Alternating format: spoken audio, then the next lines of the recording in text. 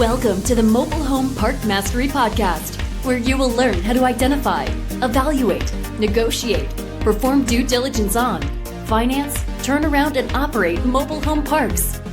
And now, here is your host, the fifth largest mobile home park owner in the United States, Frank Rolfe. Bloomberg announces Biden's new housing plan, fire up the house factories. Well, manufacturers, before you start running those for wanted for hire ads, let's discuss that article in a little more depth. This is Frank Rolfe, the Mobile Home Park Mastery Podcast. We're going to review some of Biden's ideas and sort through that which has a hope, that which has no hope, and a lot of it we've heard many times before. First, a quick review of the manufacturing of mobile homes in the United States. It's a riches to rags story. You had manufacturing in the U.S. back in the late 60s and the early 70s of between 600,000 units a year and 400,000 units a year. And at one point in 1972, mobile homes were 60% of every new housing start in the United States. And then it all came crashing down.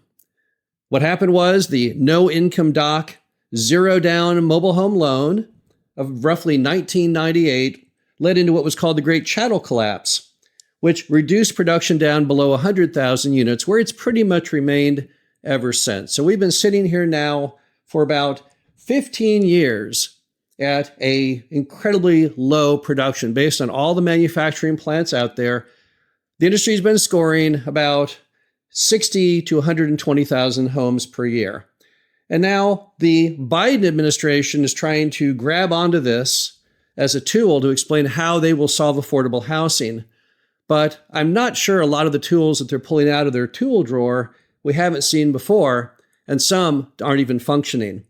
The first observation of the Biden administration on how to solve this mobile home / affordability crisis is to lower the cost of the homes by having Fannie Mae and Freddie Mac securitize the loans, thereby bringing forth lower interest rates. And we've all been saying, I think I've been writing articles now for at least 15 years, that it makes no sense that the government does no support whatsoever to the mobile home financing part of the housing industry. Why would you not? Why is the sole focus of Fannie and Freddie to date been on single-family homes and condominiums and a complete absence of any push, any initiative in mobile homes? And yes, if you could lower the rates on mobile home loans, everyone would benefit. The customer would benefit, and mobile home park owners would also benefit. If the rates came down, that makes the customer's burden lower. If the rates came down, there might even be customers who can go down to their local mobile home dealer and buy a home themselves and bring it into the park and save us doing that step. The problem, of course, is the industry has been pushing this initiative seemingly forever. It was on the table throughout the Trump administration. It was on the table throughout the Obama administration.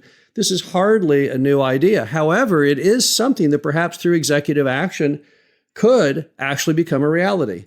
And the industry, I guarantee, would welcome that with open arms, the idea that our customers could get the same interest rates on a mobile home loan that they get on a single family. So that one is possible, does not require, I don't believe, any congressional support. So that is a good idea if it was to come into action. We've heard it many, many times, but if finally, after all these years, they're going to do that, well, then that's definitely a good thing. Another item is making it possible to remove that frame, that boat trailer the mobile homes arrive on, so they can be set on the ground like a regular home. Most people do not realize that in the HUD regulations from 1976, which required the HUD seal on the back of every home sold in America, it also required you could never remove the home from the frame. It didn't make a lot of sense at the time because the frame was used for transport, but most things in life, you don't keep the box it came in when it arrives. I don't recall having any regulation where I have to keep the box my TV arrived in stuck to the back of the TV. But that's how it has always been. It's a HUD rule. Now, personally, I think if you relaxed the rule and allowed homes to come off those hideous trailers, it would definitely benefit everyone once again. Because now you can get rid of the stigma against mobile homes, which we all can spot them. There's no stick-built home that has vinyl skirting and a deck sitting 3 feet off the ground. However, we all know that awkward appearance was by design. When HUD did this, they wanted to deliberately create what they consider a lesser class of housing. Because let's all be honest, the housing industry in all of its might, one of the biggest industries in America, it's all focused on single family construction, not a mobile home. So kind of to screw over the competition, they made us keep the packing materials, that frame with the wheels and the hitch. And if you got rid of that, if you could set the home at ground level, you really couldn't tell the difference in many cases between a mobile home and a stick-built, particularly when you get into the world of double wides. Now, park owners have been trying to do this for a long time. We even own a park in Bloomington, Illinois, where the homes are what they call ground set. So you actually dig down and the frame is still attached, but the frame is below the earth, such that the home looks like a traditional single-family home. You put shrubs around it and you really can't tell the difference. And once again, this is something that could be cured through executive action. I don't think it needs any congressional support whatsoever. So if someone at the Biden administration wants to go forward and make this a reality, it's been discussed for years and years, well, then once again, I think the industry would welcome that. Then you have Biden's attempts to give what he calls protection from private equity groups. In fact, the quote in the article is that acquisitions by these groups are often followed by lots of rent hikes. Well, they certainly should be. If you're going in and buying an old mobile home park that's all run down and bringing it back to life, redoing all of the streets, the utilities, making everything in good condition, and then instilling professional management, and then trying to create better common areas, of course the rent is going to go up. There's no other direction for the rent to go. No one's going to bring these things back to life and keep the rent at the same rate it was when they purchased it. So what, in essence, the Biden administration is doing is pointing the finger and trying to publicly shame those people who are keeping these parks in operation. Because I guarantee you, if the private equity groups don't buy up many of these parks, they will simply be torn down. If you Google mobile home park in your computer, all the articles that pop up are about parks that are being redeveloped. So since we all understand basically economics, we understand that people will always gravitate towards the use of land that is, in fact, the most profitable. It makes no sense to try and publicly shame those who invest and risk their own capital to keep mobile home parks in operation. But that's what the Biden administration is basically doing there. Now, the problem is you can't have it both ways. So if you want to go ahead and publicly shame private equity groups and say, oh no, buying mobile home parks is wrong if you fix them up and bring them back to life and raise the rent, but then they'll all just get torn down. There's a motion picture out right now called, I think it's called A Better Home. Not sure the title. You'll never see it in a theater, that's for sure. It's something that some group paid for.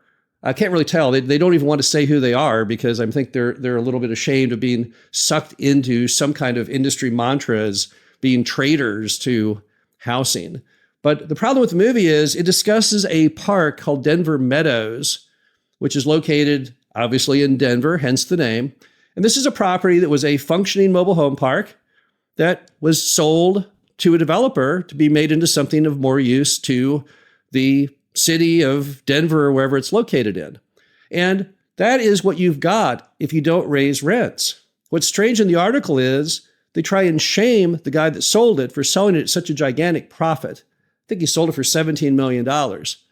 That doesn't save the mobile home parks. If you want people to keep these things alive and bring them back to life, you have to embrace and cheer them on for doing so. You can't attempt to shame them into not doing it, because if you do that, then what's going to happen is they are just not going to do it anymore.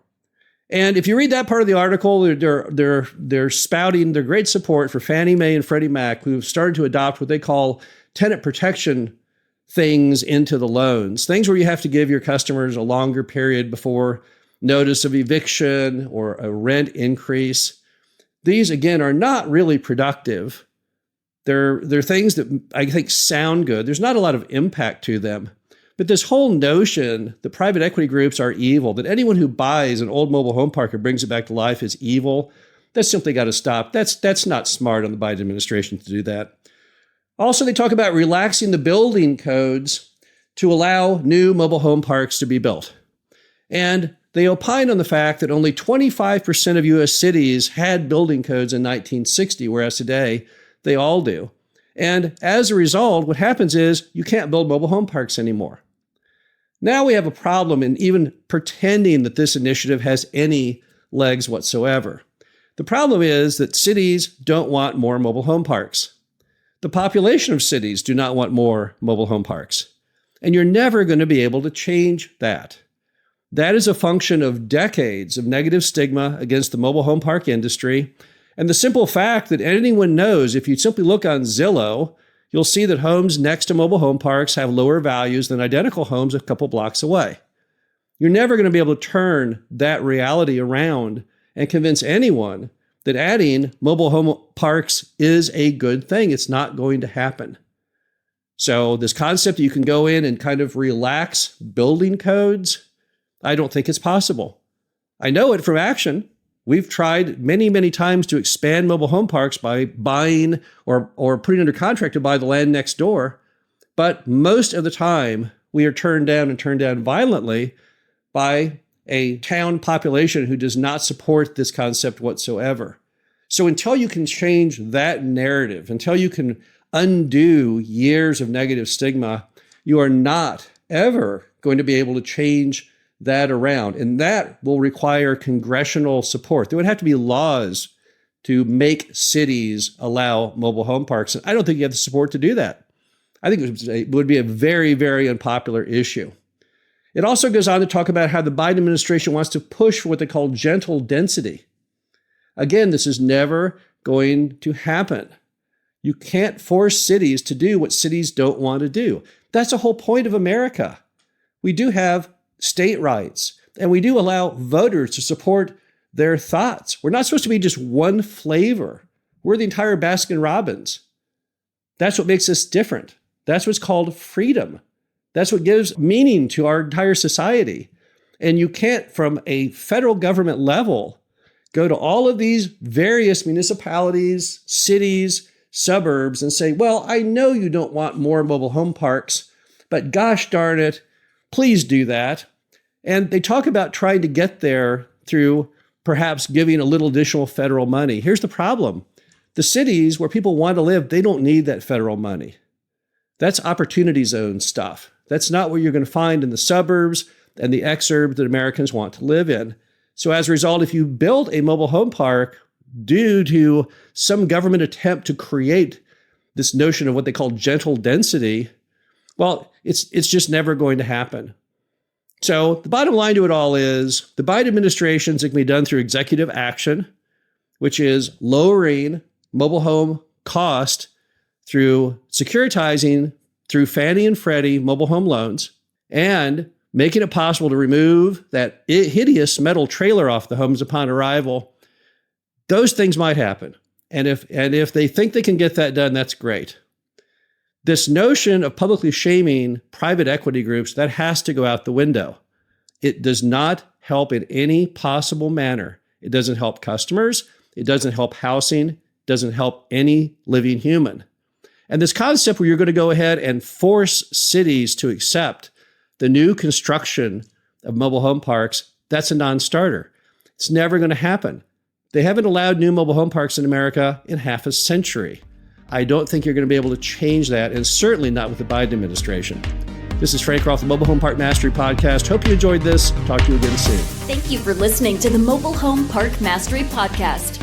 Be sure to visit us at mhpmastery.com to subscribe to the show, read our show transcriptions, and access all of our great information on mobile home park investing.